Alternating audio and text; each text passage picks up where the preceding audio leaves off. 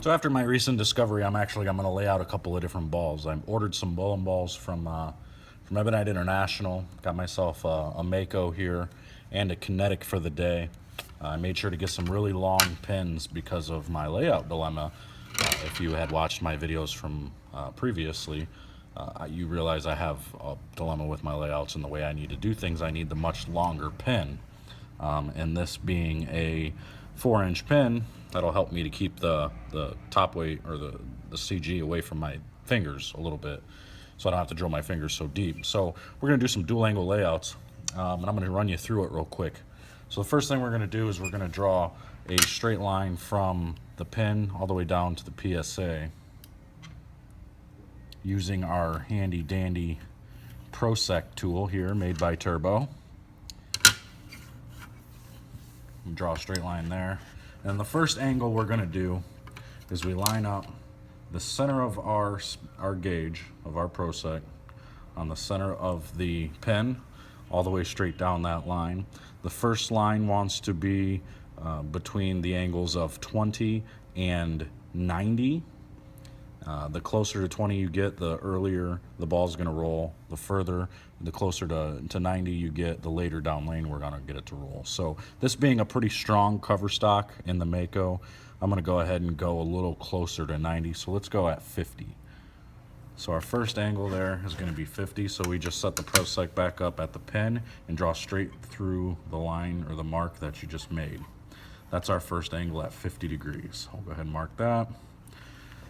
Okay, the next thing we want to do is we want to figure out how much flare potential we want. How much do we want this ball to actually roll throughout the entire lane? So we need to figure out a distance. The closer you actually get to the pin to your positive axis, the earlier and the more flare you're actually going to get. So this, again, being a strong cover stock, I would rather not have a ton of flare.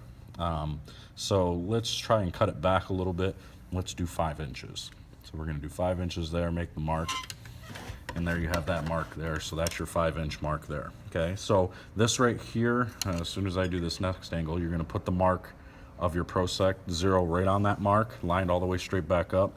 The next angle is going to be between the numbers 20 and 70. This is going to determine how much angle you have down lane, how sharp you want the ball to come off the spot, how quick the response is going to be on the lane. So between 20 and 70, I don't want it to be too sharp, so let's do 40 on this one. So you make a mark right at 40, and you're going to see the mark there. You're going to draw a straight line with your ProSec straight from that mark all the way through the mark you drew on the previous line at 5 inches. Okay, and this right here is going to be your positive axis. That's where it actually ends up being. So now we have to go based off of our positive axis to try to figure out where our center line is. I'm 4.5 over and 1.5 inches up. So in order to get the up in the positive axis, I actually have to go the opposite and go down off that line that you just drew. So 1.5 inches right here. Go ahead and mark it. Now we will go straight over 4.5 because that is our positive axis, 4.5. Whoop. There, 4.5. Draw it all the way over, past your marking, stop at 4.5 and make a mark.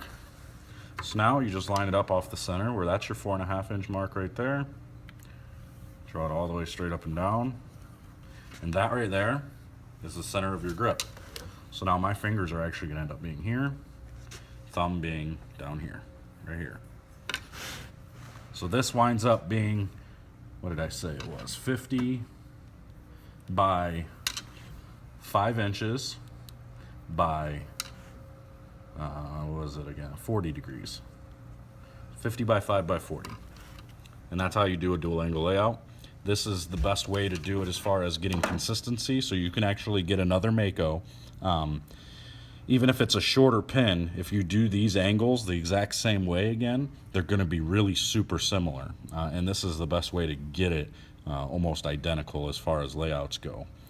Using the other ways are fine too, but this is one way where you can actually make a list of your equipment and understand the different layouts that you have on your equipment rather than just doing pin distances, which is also effective as well, but this just gives you a little bit more detail. So thanks for watching. If anybody has any questions, just let me know, and we will see you guys next time.